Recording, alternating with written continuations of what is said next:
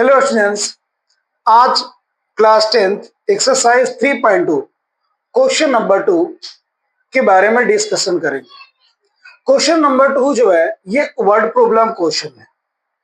तो जनरली ये मैं देखा हूं कि वर्ड प्रॉब्लम में बहुत सारे बच्चों को क्वेश्चन सॉल्व करने में प्रॉब्लम आती है। अब क्वेश्चन यहाँ पे ये आता है कि इन बच्चों को वर्ड प्रॉब्लम में प्रॉब्लम क्यों आती है, उसका रीजन क्या है। उसका जो सबसे मेन रीजन है वो ये है कि स्टूडेंट जो है वो क्वेश्चन को समझ नहीं पाते हैं कि क्या करना है। समझ क्यों नहीं पाते हैं उसका भी बड़ा रीजन है। उसका सबसे बड़ा रीजन है कि स्टूडेंट उस क्वेश्चन को प्रॉपर तरीके से पढ़ता नहीं है। अगर उस क्वेश्चन को प्रॉपर तरीके से पढ़ा जाए और पढ़ करके उस क्वेश्चन को प्रैक्टिकली समझा जाए तो उसका सॉल्यूशन बेहतर तरीके से दिया जा सकता है। तो मैं इन क्वेश्चन को बहुत ही अच्छे तरीके से आपको एक्सप्लेन करूंगा। तो सेकंड का जो पहला क्वेश्चन है वो क्या है, देखना। The difference between two numbers is 26 and one number is 3 times the other. सबसे पहले इस चैप्टर के जो क्वेश्चन वर्ड प्रॉब्लम पूछा जाता है तो आपको ये देखना है कि पूछ क्या रहा है। तो यहाँ पे क्या लिखा है, यहाँ पे आपको बोला है फाइंड देम। और फाइंड देम किसकी बात कर रहा है? फाइंड देम किसकी बात कर रहा है? टू नंबर की बात कर रहा है। यानी कि वर्ड प्रॉब्लम में जो पूछता है ना उसको आपको सपोज करना है। तो यहाँ पे 2 नंबर की बात कर रहा है, ठीक है। तो पहले नंबर तो जो पूछता है उसको आपको सपोज करना है। यहां तक तो क्लियर हो गया। उसके बाद आप क्वेश्चन को समझो क्या लिखा हुआ है। The difference between two number is 26। यानी कि 2 नंबर का जो डिफरेंस है वो 26 है। And one number is 3 times the other. देखो आप कैसे करेंगे। Let the numbers be x and Y. मैं यहां पे क्या किया, उन दोनों नंबर को सपोज कर लिया, एक को x और एक को y। ये ध्यान रखना, इस चैप्टर में हमेशा 2 वैल्यू को आपको सपोज करना पड़ेगा। और किसको सपोज करना है? जो उस क्वेश्चन में पूछा जाता है। वेरिएबल आपके ऊपर डिपेंड करता है, आप x लो, y लो, w लो, z लो, ये आपके ऊपर डिपेंड करता है कि आप क्या वेरिएबल सपोज करते हो। कोई कंडीशन ऐसा नहीं होता है कि आपको x and y he suppose करना है। तो अपन ने यहाँ पे क्या किया, दोनों नंबर को सपोज कर लिया कि ये x और y। अब देखो, वो इस चैप्टर में हर एक क्वेश्चन में जो भी वर्ड प्रॉब्लम होगा उसमें आपको 2 कंडीशन जरूर गिवन होगा और उस 2 कंडीशन को आपको पकड़ना है। और ये आपको पकड़ में तब आएगा जब आप क्वेश्चन को बहुत ध्यान के साथ पढ़ते हो। देखो, पहला सेंटेंस क्या बोला है कि the difference between two numbers is 26। यानी कि 2 नंबर का डिफरेंस कितना है? 26 है। तो यहां पे क्या लिखोगे, now difference between two numbers is 26। ये गिवन है। अब अपन ने दोनों नंबर को क्या सपोज किया है? x और y। तो क्वेश्चन के अकॉर्डिंग क्या हो जाएगा? x minus Y equal to 26। और यहां पे आपको ये बताना होगा कि x ग्रेटर देन y। अगर आप y माइनस एक्स लेते हो तो यहां पे आपको क्या लिखना है? y greater than x। यानी कि अपन ने जो x और y को वैल्यू को सपोज किया उसमें से x ग्रेटर वैल्यू है एंड y स्मॉलर है। तो x minus Y equal to क्या हो गया? 26 हो गया। और ये आपका हो गया इक्वेशन नंबर फर्स्ट। तो यहां तक आपको अच्छे से क्लियर हो गया होगा। ये पहला इक्वेशन हो गया। अब सेकेंड इक्वेशन को देखते हैं और सेकेंड कंडीशन को देखते हैं कि क्वेश्चन में क्या गिवन है। सेकेंड कंडीशन गिवन है, one number is 3 times the other. अब क्या गिवन है, one number is 3 times other. Other मतलब एक जो नंबर है वो दूसरे का 3 टाइम्स है। अब यहां पे देखना, x जो है वो y से ग्रेटर है, और इसका मतलब क्या हुआ कि x जो है y के 3 टाइम्स है, यानी कि x इक्वल टू आपका क्या हो गया, 3y हो गया। तो यहां तक आपको क्लियरली समझ में आ गया होगा। अब आपको क्या करना है, यहां पे सब्स्टिट्यूशन मेथड पढ़ रहे हैं अपन। तो अब आप देखो, इक्वेशन सेकेंड से आप देख सकते हो कि x equal to 3y directly value है। अब इसको आप क्या करो, इक्वेशन नंबर फर्स्ट में पुट कर दो। तो यहां पे क्या लिखोगे, substitute x equal to 3y in equation first. अब इक्वेशन फर्स्ट में x के जगह पे आप क्या पुट करोगे, 3y minus y equal to 26, 2y equal to 26। तो अब देखो 2 इधर जाके डिवाइड होगा तो क्या होगा, 26/2 13। तो यहां पे आपका y की वैल्यू क्या आ गया, 13 आ गया। And y equal to 13 putting in equation first. अब क्या करो, जैसे आपकी y की वैल्यू फाइंड हो गई, इसको इक्वेशन फर्स्ट या सेकंड किसी में भी पुट करके आप x की वैल्यू फाइंड कर सकते हो। देखो मैं इसको सेकंड में पुट कर देता हूं। तो x इक्वल टू अपना क्या है, 3y, y की जगह पे क्या पुट कर दो, 13। तो 13 3 जा 39। तो so x equal to 39 and y equal to 13। ये क्या हो गया, ये आपका आंसर है। और आप यहां पे देख सकते हो कि 39 माइनस 13 क्या आ रहा है आपका, 26। यानी कि इन दोनों नंबर का जो डिफरेंस है ये 26 है। और इन 13 3 जा 39, तो 39 जो है 13 के 3 टाइम्स है। तो इस तरीके से क्वेश्चन नंबर फर्स्ट जो है अपना कंप्लीट हो गया।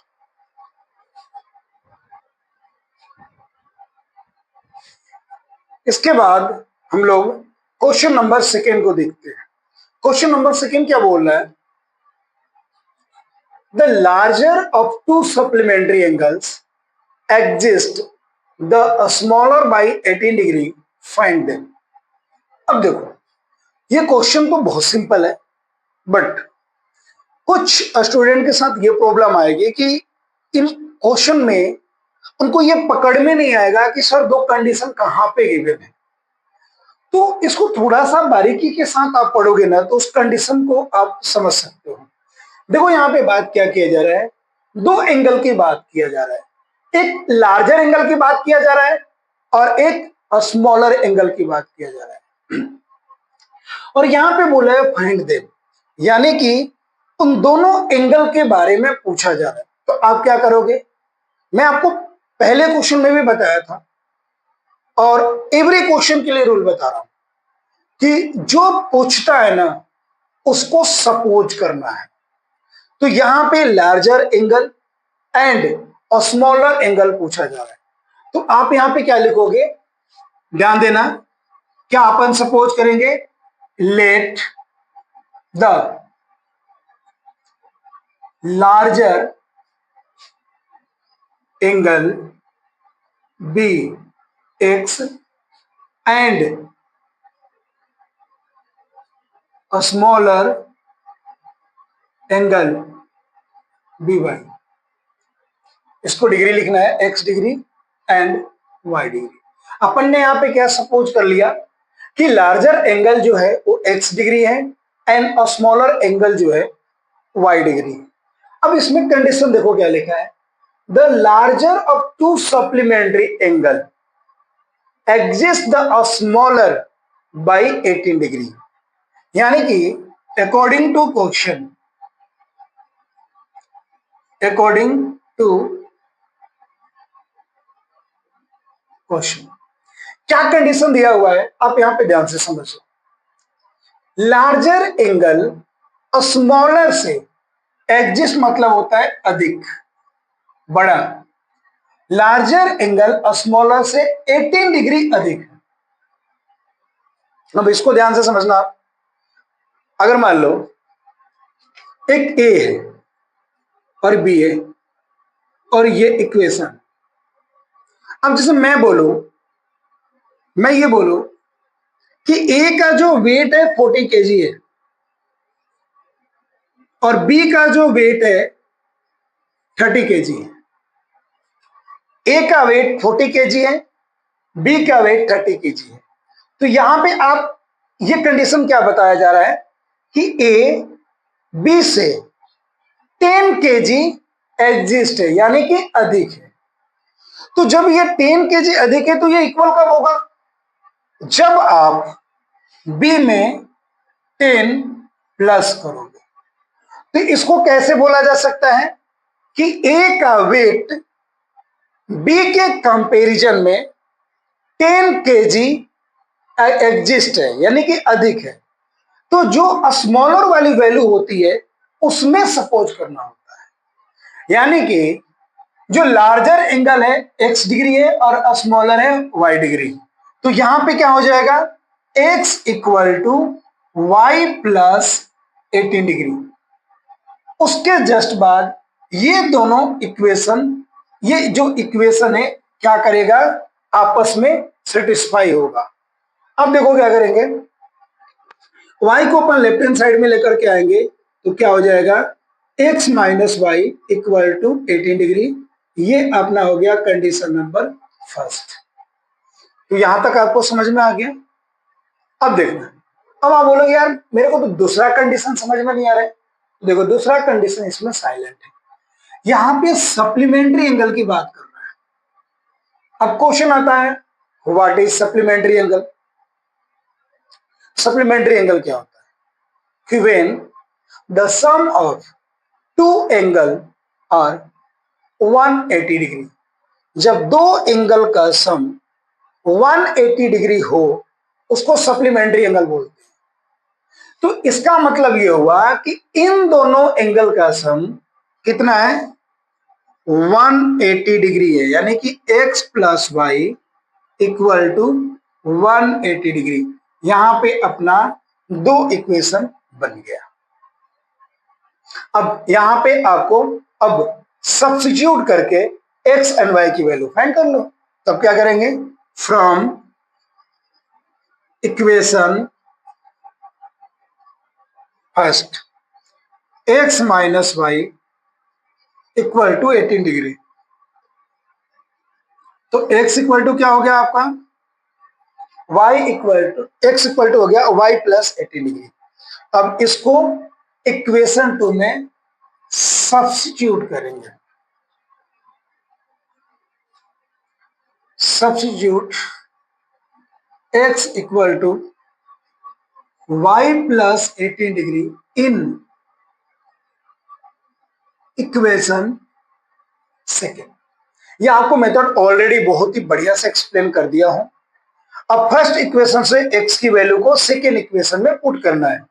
तो क्या हो जाएगा, y प्लस 18 डिग्री इस x के जगह पे plus y equal to 180 degree. y plus y आपका हो गया 2y, 18 राइट हैंड साइड में जाएगा तो माइनस हो जाएगा। इसमें से माइनस करोगे कितना आ जाएगा, 7 माइनस 1 162। तो y इक्वल टू हो गया 162/2। तो यहाँ पे y की वैल्यू क्या आ गया आपका 81 डिग्री। अब आपको x की वैल्यू निकालनी है तो y को इक्वेशन फर्स्ट में पुट कर दो। Now y equal to 81 degree putting in equation first. तो क्या हो जाएगा, x -81 इक्वल टू 18 डिग्री। अब 81 राइट हैंड साइड में जाएगा, देखो इसके पहले क्या है साइन, माइनस के है, राइट में जाएगा तो क्या हो जाएगा, प्लस हो जाएगा। तो ये आपका हो गया 99 degree. So x equal to 99 degree, y equal to 81 degree. तो ये इस क्वेश्चन का सॉल्यूशन हो गया। आई होप कि ये क्वेश्चन भी आपको बहुत अच्छे से समझ में आ गया होगा। इसके बाद हम लोग क्वेश्चन नंबर 3 को देखेंगे। क्वेश्चन नंबर 3 क्या है, इसको बहुत ही अच्छे से समझते हैं। The coach of a cricket team buy 7 bat and 6 ball for 3800 rupees.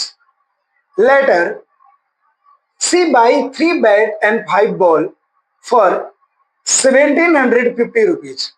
Find the cost of each bat and each ball. मैं आपको क्या बता रखा हूं कि जो पूछता है उसको ही सपोज करना है। इसमें क्या पूछा गया है, 1 बैट का कॉस्ट प्राइस एंड 1 बॉल का कॉस्ट प्राइस। तो सबसे पहले इन दोनों को अपन सपोज करते हैं। Solution, let the cost of 1 bat be x rupees and cost of 1 ball be y rupees। मैं यहां पे क्या सपोज कर लिया कि एक बैट का जो कॉस्ट है x रुपीज है एंड एक बॉल का जो कॉस्ट है वो क्या है, y रुपीज। अब पहले कंडीशन को आप ध्यान से पढ़ो। पहला कंडीशन क्या बोला है कि the coach of a cricket team, एक क्रिकेट टीम का कोच 7 बैट को परचेज करता है एंड 6 बॉल को परचेज करता है और टोटल कितना पे करता है, 3800। आप इसको ऐसे समझो, आप एक पेन आप 10 रुपीज का परचेज करते हो तो 5 पेन कितने का परचेज करोगे, 1 पेन का जो आपका कॉस्ट प्राइस है वो 10 रुपीज है। तो 5 पेन का कॉस्ट प्राइस क्या होगा, तो आपको क्या करना पड़ेगा, मल्टीप्लाई करना पड़ेगा, यानी कि 5 इंटू 10 मीन्स 50 रुपीज। तो आपने यहां पे क्या किया, मल्टीप्लाई किया। तो सेम वैसे ही अपन ने एक बैट का प्राइस x रुपये सपोज किया है और उन्होंने कितने बैट परचेज किया है, 7। तो 7 बैट का कॉस्ट प्राइस क्या हो जाएगा, क्वेश्चन के अकॉर्डिंग टू क्वेश्चन 7 बैट, तो एक 1 बैट का कॉस्ट प्राइस x रुपीज, तो 7 बैट का कॉस्ट प्राइस क्या होगा, 7x। क्या किया गया है यहां पे, मैंने 7 को x से मल्टीप्लाई कर दिया, प्लस 1 बॉल का कॉस्ट प्राइस y रुपीज, तो 6 बॉल का कितना हो जाएगा, 6y, और टोटल कॉस्टिंग कितना लगा है, 3800। ये आपका हो गया इक्वेशन फर्स्ट। क्योंकि आप यहां पे देखो, कोच ने बैट्स और बॉल दोनों का प्राइस 3800 पे किया है। तो ये हो गया टोटल बैट का कॉस्ट प्राइस और ये हो गया आपका टोटल बॉल का कॉस्ट प्राइस। जब टोटल का सम करेंगे तो ये किसके इक्वल आ जाएगा, 3800 के इक्वल आ जाएगा। तो ये हो गया इक्वेशन नंबर फर्स्ट। ये बहुत इजी है। आप लोगों को क्या करना है कि थोड़ा सा यहाँ पे कंसंट्रेट करना होता है और क्वेश्चन को पढ़ करके प्रैक्टिकली समझना होता है। जब उस क्वेश्चन को प्रैक्टिकली समझोगे ना तो मैथ आपको बहुत इजी लगेगा। अगला कंडीशन देखते हैं क्या लिखा है। नाउ अगला condition, later C buy 3 bat and 5 ball. तो 3 bat 3x 5 ball 5 into Y 5y, और इसके लिए उसने कितना पेमेंट किया है 1750 रुपीज। तो सेकेंड इक्वेशन अपना क्या हो जाएगा, ये हो जाएगा। अब आपको एक्स और वाई की वैल्यू निकालनी है, तो क्या करेंगे, देखो from equation first 7x plus 6y equal to 3800। 7x 6y right में जाएगा, 6y के पहले प्लस का साइन है, राइट में जाएगा तो क्या होगा माइनस होगा, ये हो गया 3800 minus 6y। Then x equal to 3800 minus 6y by 7। अब इसके बाद क्या करेंगे, ध्यान देना, इसके बाद क्या करेंगे, अब इसको इक्वेशन सेकेंड में x की जगह पे क्या करेंगे पुट करेंगे। तो यहां पे लिखेंगे substitute x equal to 3800 minus 6 by 7 in equation second. अब अपना इक्वेशन सेकेंड क्या है, 3800 minus 6y by 7 plus 5y equal to 1750। तो यहां तक आपको समझ में आ गया होगा। अब अपन क्या करेंगे, अब अपन कैलकुलेशन करेंगे। यहां तक मैंने क्या किया है कि इस x की वैल्यू को इक्वेशन सेकेंड में x की जगह पे क्या किया हूं पुट किया हूं। अब देखो इसको 3 से मल्टीप्लाई करेंगे तो क्या होगा,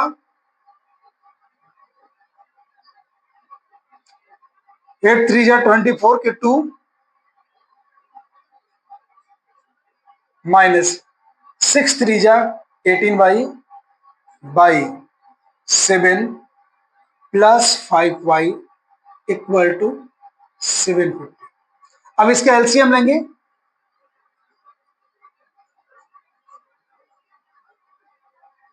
माइनस 18y 7 5 जा 35 इक्वल टू ये।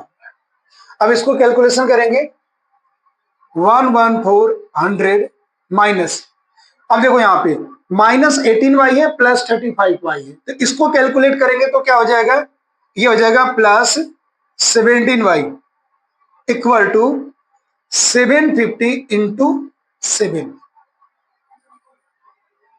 अब देखो क्या हो जाएगा, इसको मल्टीप्लाई करेंगे अपन, इसको मल्टीप्लाई करेंगे 0 7 5 जा 35 का 5 कैरी 3 7 7 जा 49 और 3 52 का 2 कैरी 5 और 7 और 5 कितना हो गया आपका 12। अब देखो 17y इक्वल टू 12,250 माइनस 11,400, इसको माइनस करेंगे 0 5 12 माइनस 4 8 8 और ये हो गया 1, तो ये 0 हो गया, तो ये 850 आएगा। देखो मैं इसके बाद थोड़ा सा यहां लिख रहा हूं, इसके बाद थोड़ा सा जगह की कमी है यहाँ पे, तो y इक्वल टू हो जाएगा 850 बाई 17। तो यहां पे आपका y इक्वल टू क्या आ गया 50 आ गया। तो ये आई होप ये क्वेश्चन आपको अच्छे से समझ में आ गया है। अब आपको x की वैल्यू फाइंड करनी है, तो आपको क्या करना है कि इस y को फर्स्ट या सेकेंड किसी भी एक इक्वेशन में पुट करके x की वैल्यू आप क्या कर सकते हो फाइंड कर सकते हो। तो ये क्वेश्चन नंबर जो 3 है ये आपका कंप्लीट हो गया।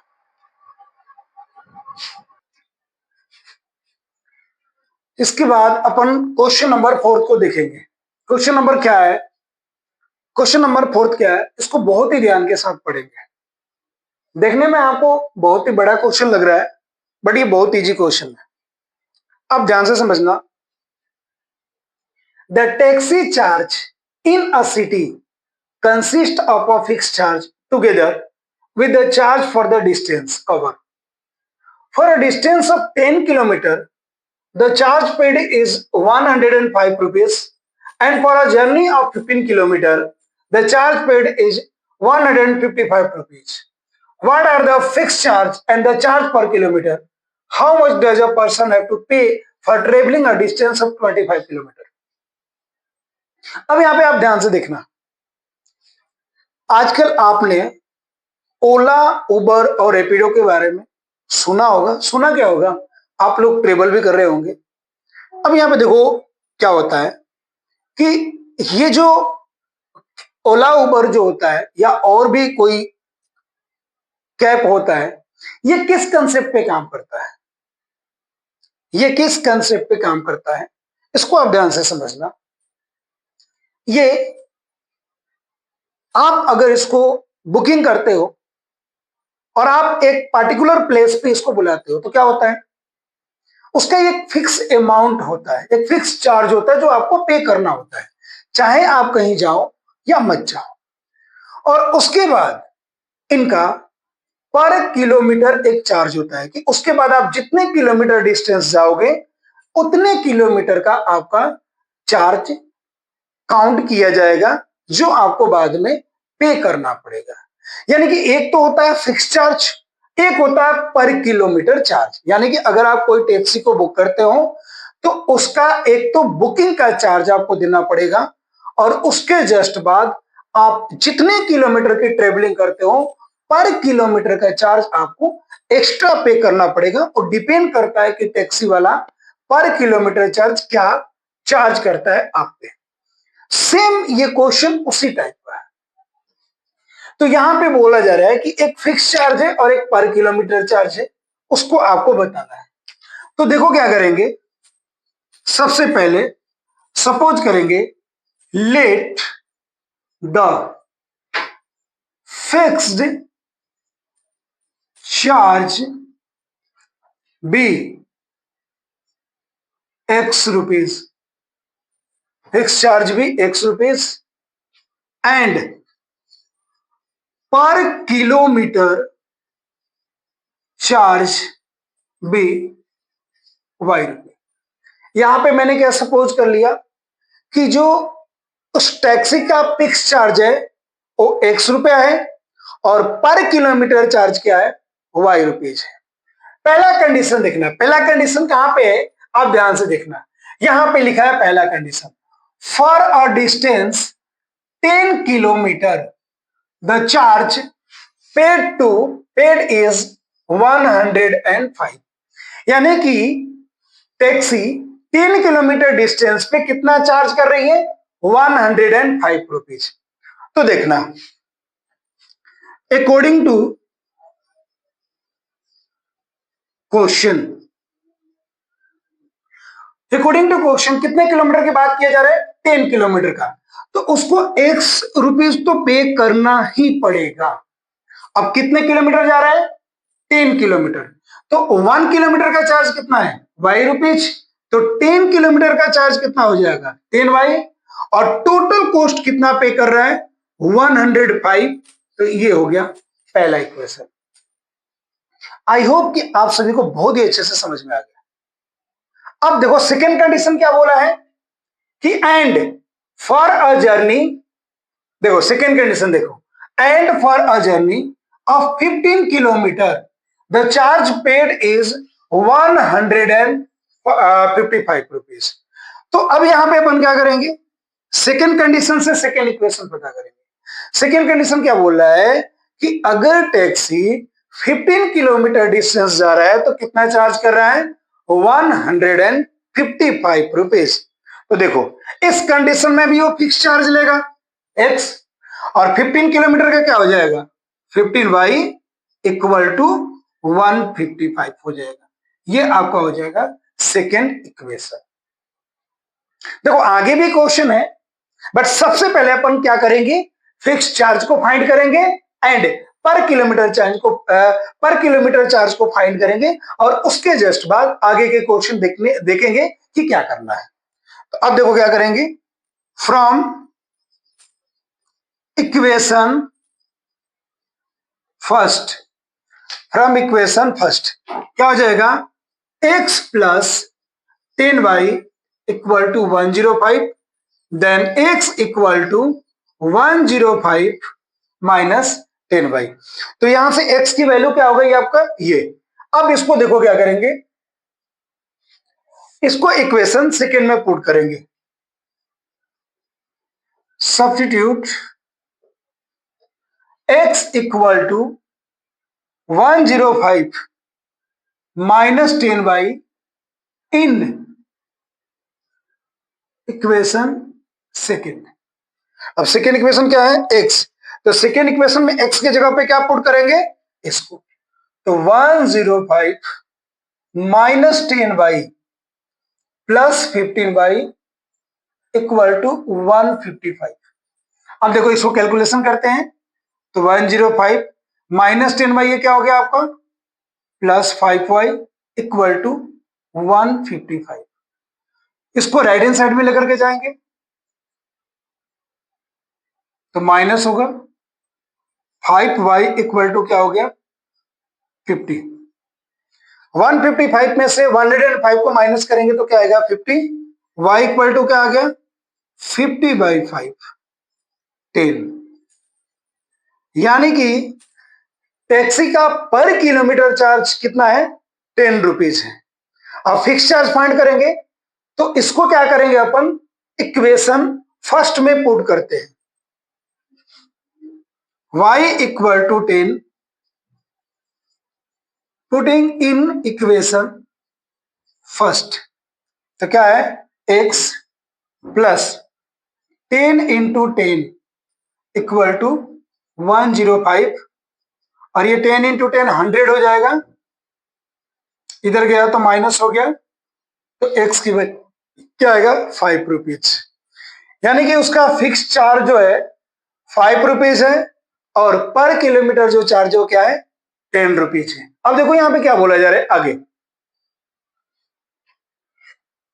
The charge paid is 155, what are the fix charge and the charge per kilometre. तो देखो फिक्स चार्ज अपना आ गया 5 रुपीज, पर किलोमीटर चार्ज आ गया 10 रुपीज। एक आगे क्वेश्चन क्या बोला है कि how much does a person have to pay travelling a distance 25 kilometre. मान लो अगर कोई पर्सन 25 किलोमीटर डिस्टेंस जाता है तो उसको कितना पे करना पड़ेगा। तो देखो क्या करेंगे ना, अगर 25 किलोमीटर की बात कर रहा है तो क्या हो जाएगा, टोटल चार्ज क्या हो जाएगा x प्लस 25y। अब x की वैल्यू क्या है अपना 5 और y की वैल्यू है 10, तो 5 प्लस 250 इक्वल टू 255 रुपीज। यानी कि उसको कितना पे करना पड़ेगा 255 रुपीज पे करना पड़ेगा, कितने किलोमीटर के लिए 25 किलोमीटर के लिए। तो ये जो आपका क्वेश्चन है बहुत ही इजी है, अगर आप इसको बहुत ही अच्छे से समझते हैं तो आपको बिल्कुल भी प्रॉब्लम नहीं आने वाली है। इसके बाद हम लोग क्वेश्चन नंबर 5 को देखेंगे। तो सबसे पहले क्वेश्चन नंबर 5 क्या है, क्या बोल रहा है, इसको समझते हैं। क्वेश्चन नंबर 5 है कि a fraction becomes 9/11 if 2 is added to both the numerator and the denominator. If 3 is added to both the numerator and the denominator, it becomes 5/6. Find the fraction. Language वाले question को आपको ध्यान से पढ़ना होता है और ध्यान से पढ़ने के बाद आपको इसको बहुत ही अच्छे से समझना होता है, और समझने के बाद फिर इस क्वेश्चन को करोगे तो बहुत ही आसान लगेगा आपको। क्वेश्चन क्या बोल रहा है कि आप एक ऐसा फ्रैक्शन बताओ जिसके न्यूमरेटर एंड डिनोमिनेटर में 2 प्लस करेंगे तो जो फ्रैक्शन होगा वो 9/11 हो जाएगा। और सेकंड केस क्या बोल रहा है कि अगर उसी फ्रैक्शन में न्यूमरेटर एंड डिनोमिनेटर में 3 प्लस किया जाए तो फ्रैक्शन जो होगा वो 5/6 हो जाएगा। तो आप उस फ्रैक्शन को फाइंड करो। अब यहां पे क्या है कि जो आपसे पूछा जाता है उसको ही आपको सपोज करना है। क्या पूछा जा रहा है? Find the fraction. तो अपन ने क्या किया, सबसे पहले let the numerator be x and denominator be y. अपन ने यहां पे न्यूमरेटर को एक्स एंड डिनोमिनेटर को वाई सपोज कर लिया। तो अपना फ्रैक्शन क्या हो जाएगा?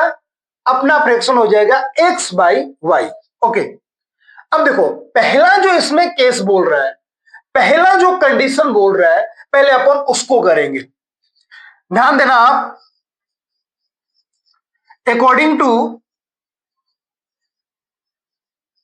क्वेश्चन पहला कंडीशन क्या बोला है कि a fraction becomes 9/11 if 2 is added to both the numerator and the denominator. यानी कि फ्रैक्शन 9/11 हो जाएगा जब आप इस फ्रैक्शन के न्यूमरेटर में 2 प्लस करते हो एंड डिनोमिनेटर में 2 प्लस करते हो। तो क्या हो जाएगा? x plus 2 by y plus 2 equal to 9/11। अब आपको इसको क्रॉस मल्टीप्लाई करना है। तो क्या हो जाएगा? x प्लस 2 में आप 11 से मल्टीप्लाई करना होगा, 9 से मल्टीप्लाई होगा y प्लस 2 में। तो आप मल्टीप्लाई करोगे तो क्या हो जाएगा? 11x, 11 2 जा 22, 9y अब प्लस 18। अब आपको क्या करना है कि वेरिएबल को एक तरफ करेंगे। तो 11x minus 9y equal to 18 minus 22। 11x minus 9y equal to -4। ये अपना आ गया पहला इक्वेशन। ओके, इसके साथ अब अपन सेकेंड कंडीशन देखेंगे। सेकेंड कंडीशन ये बोल रहा है कि अगर अपन इसी फ्रैक्शन के न्यूमरेटर में आप 3 प्लस करते हो और डिनोमिनेटर में भी 3 प्लस करते हो, तो आपका जो फ्रैक्शन हो जाएगा वो क्या हो जाएगा? 5/6। अब यहां पे आप क्रॉस मल्टीप्लाई कर लो। x प्लस 3 में किससे मल्टीप्लाई होगा? 6 से। और y प्लस 3 में किससे मल्टीप्लाई होगा? 5 से। तो ये आपका हो गया 6x plus 18 equal to 5y plus 15। Variable को लेफ्ट हैंड साइड में लेकर के आएंगे और कांस्टेंट टर्म को राइट में लेकर के जाएंगे। तो 6x minus 5y equal to -3। ये अपना आ गया इक्वेशन नंबर सेकेंड। अब ये दोनों इक्वेशन अपने को मिल गया। अब इन दोनों इक्वेशन को क्या करेंगे? सब्स्टिट्यूशन मेथड से सॉल्व करेंगे। तो देखना आप, फ्रॉम इक्वेशन फर्स्ट, तो 11x minus 9y equal to -4। तो 11x इक्वल टू क्या हो जाएगा? 9y minus 4। और x इक्वल टू आपका हो जाएगा 9y माइनस 4/11। अब अपने को क्या करना है कि इस x की वैल्यू को इक्वेशन 2 में x के जगह पे क्या करना है? अपने को पुट करना है। तो यहां पे लिखेंगे x equal to 9y minus 4/11 substitute in equation second. अब देखो यहां पे क्या हो गया? सेकेंड इक्वेशन अपना क्या है? 6 और x के जगह पे इस वैल्यू को अपन पुट कर देंगे, -5y इक्वल टू -3। यहां पे क्या किया गया? यहां पे वापस आप ध्यान से समझना, इस x की वैल्यू को इक्वेशन सेकेंड में x के जगह पे क्या कर दिया गया? पुट कर दिया गया। अब यहां पे अपने को क्या करना है? केवल कैलकुलेशन करना है। अगर आपको कैलकुलेशन अच्छे से आता है तो अब आपको कोई भी प्रॉब्लम नहीं आएगी। तो देखो सबसे पहले 6 को इसमें मल्टीप्लाई कर देंगे। तो 6 9 जा 54 6 4 जा 24 11 -5y। यहां पे नीचे 1 लिख देते हैं जिससे कि आपको कैलकुलेशन करने में आसानी हो जाएगी। 11 और 1 का जो अपन एलसीएम लेंगे तो ये 11 हो गया। 54y माइनस 24, 1 11 में डिवाइड होगा तो 11 ही होगा, 11 को 5 से मल्टीप्लाई करेंगे तो ये होगा माइनस 55y इक्वल टू -3। अब देखो इसको कैलकुलेशन करेंगे तो क्या हो जाएगा, -24 माइनस वाई, यानी कि 55y में से 54 माइनस हो गया, माइनस का साइन कि पहले जो नंबर है वो बड़ा है इसलिए यहाँ पे माइनस का साइन आएगा, 11 राइट हैंड साइड में जाएगा तो क्या होगा, मल्टीप्लाई होगा, -24 minus Y equal to -33, minus Y equal to -33 plus 24, तो माइनस वाई इक्वल टू कितना हो गया अपना, -9, माइनस से माइनस कैंसिल, तो यहां पे अपना y की वैल्यू क्या आ गया, y की वैल्यू अपना क्या आ गया, 9 आ गया। अब आपको क्या करना है कि अब जो आपको x की वैल्यू निकालना है तो आपको क्या करना है कि या तो आप पहले इक्वेशन में y की वैल्यू पुट कर दो या आप सेकेंड इक्वेशन में y की वैल्यू पुट करके x की वैल्यू फाइंड कर सकते हो। देखो अपने पास थोड़ी स्पेस की कमी है तो क्या करेंगे, putting y equal to 9 in equation second, second में ही अपन y की वैल्यू को पुट कर रहे हैं तो क्या हो गया अपना 6x माइनस 5 इंटू वाई है 9, 9 इक्वल टू -3, 6x 9 5 जा 45 equal to -3, 6x equal to -3 plus 45, 6x equal to हो जाएगा अपना 42, तो x इक्वल टू 42/6, तो x की वैल्यू आ गया अपना 7। अपने से पूछा क्या है, अपने से पूछा है फ्रैक्शन। देखो अपन x किसको सपोज किए थे, न्यूमरेटर को, y किसको सपोज किए थे, डिनोमिनेटर को, तो अपना फ्रैक्शन क्या हो जाएगा, अपना फ्रैक्शन क्या है, x बाई वाई है, x बाई वाई है तो x की वैल्यू है आपका 7 और y की वैल्यू आपका क्या है 9, तो अपना जो आंसर हो गया वो क्या हो गया 7/9, ये अपना आंसर होगा। तो इस तरीके से क्वेश्चन नंबर 5 जो है अपना क्या हो गया, कंप्लीट हो गया।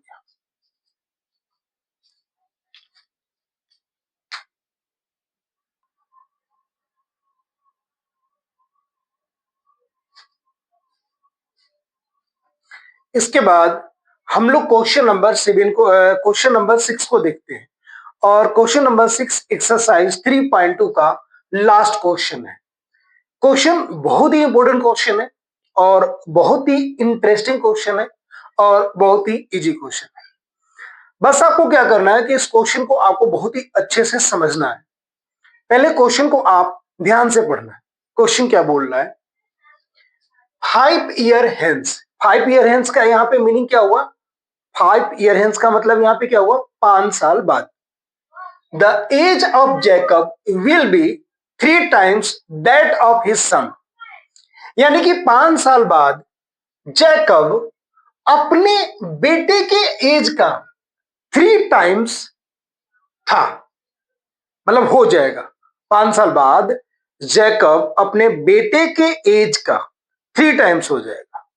ये है पहला कंडीशन। आप दूसरा कंडीशन क्या बोल रहा है कि 5 ईयर एगो, यानी कि 5 साल पहले Jacob's age was 7 times that of his son, Jacob अपने बेटे के एज का 7 times था और 3 ईयर बाद में यानी कि 5 साल बाद जैकब अपने बेटे के एज के कितने टाइम्स था, 3 times था, मतलब कि 3 गुना था। अब यहां पे बोला है कि what are their present age, यानी कि आपको उन दोनों का प्रेजेंट एज बताना है। तो अपन क्या करेंगे, let the present age of Jacob be x year. मैं यहां पे क्या सपोज कर लिया कि जैकब का जो प्रेजेंट एज है वो एक्स ईयर है एंड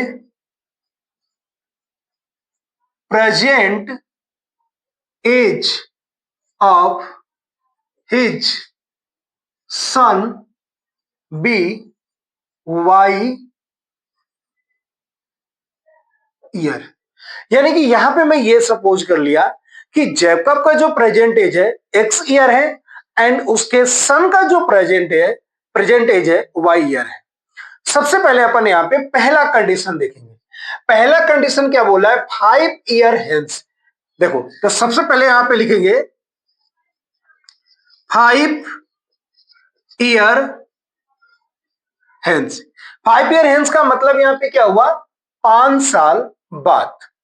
अब यहां पे ध्यान से समझना, जैकब्स एज, 5 साल बाद जैकब का एज क्या होगा, आप बताओ।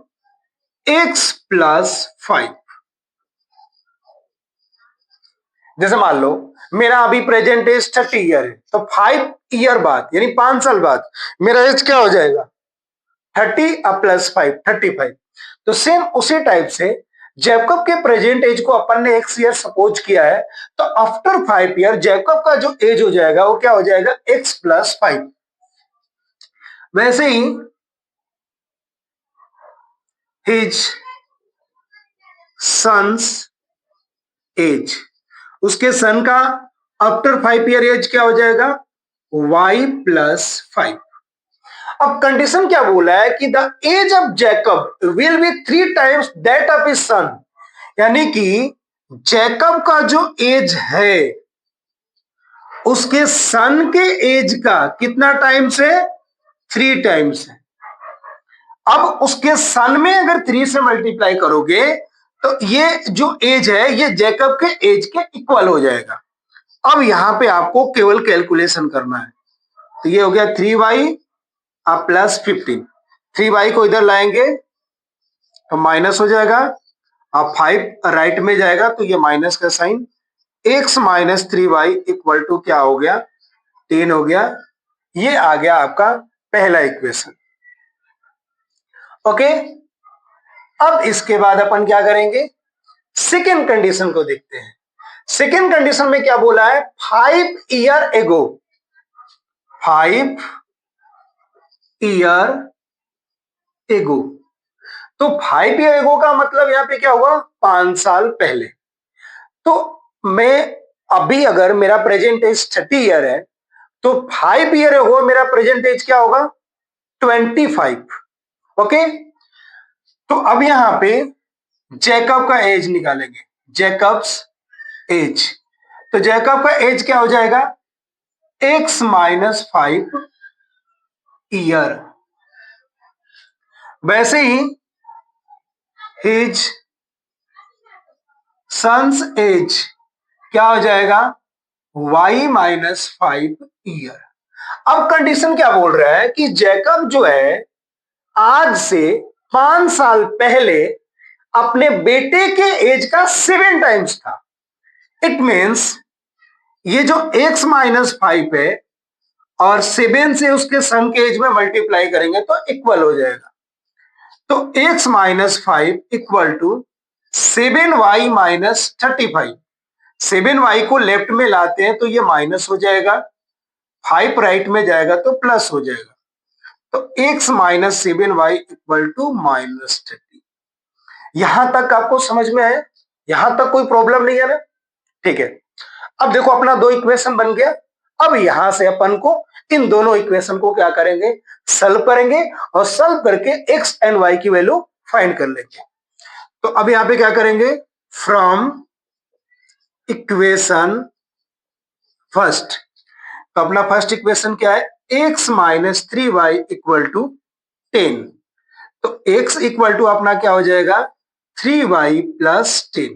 ये 3y राइट हैंड साइड में जाएगा तो क्या हो जाएगा, प्लस हो जाएगा। अब यहां पे क्या करेंगे, पुटिंग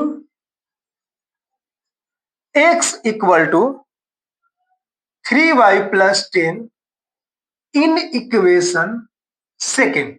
यानी कि यहां से अब x की वैल्यू को क्या करेंगे, इक्वेशन सेकेंड में पुट करेंगे या सब्स्टिट्यूट करेंगे।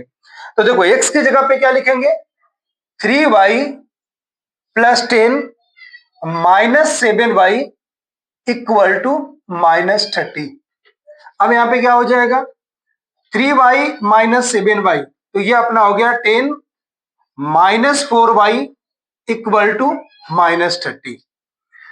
-4y इक्वल टू 10 राइट में जाएगा तो माइनस हो जाएगा, -4y इक्वल टू -40, माइनस से minus cancel, y equal to हो गया 40/4, यानी कि y इक्वल टू अपना आ गया 10 ईयर। यानी कि जैकब का जो बेटे का एज है वो कितना है, 10 ईयर है। अब उसका एज निकालेंगे तो क्या करेंगे, y equal to 10, putting in equation first, तो x -3 इंटू 10 इक्वल टू 10, तो x -30 इक्वल टू 10, तो x इक्वल टू यहां पे क्या आ गया, 40 ईयर। तो यहां से क्या पता चल गया अपना कि जैकब का जो प्रेजेंट एज है 40 ईयर है और उसके सन का जो प्रेजेंट एज है 10 ईयर है। तो इस तरीके से एक्सरसाइज 3.2 अपना कंप्लीट हो गया। तो आई होप कि आप सभी को मेरा पढ़ाया हुआ हर एक टॉपिक अच्छे से समझ में आ रहा होगा। आपको किसी भी तरीके का डाउट हो तो आप कमेंट करके क्वेश्चन को पूछ सकते हो, और नेक्स्ट क्लास में अपन नेक्स्ट एक्सरसाइज के बारे में अच्छे से डिस्कशन करेंगे। तब तक के लिए धन्यवाद।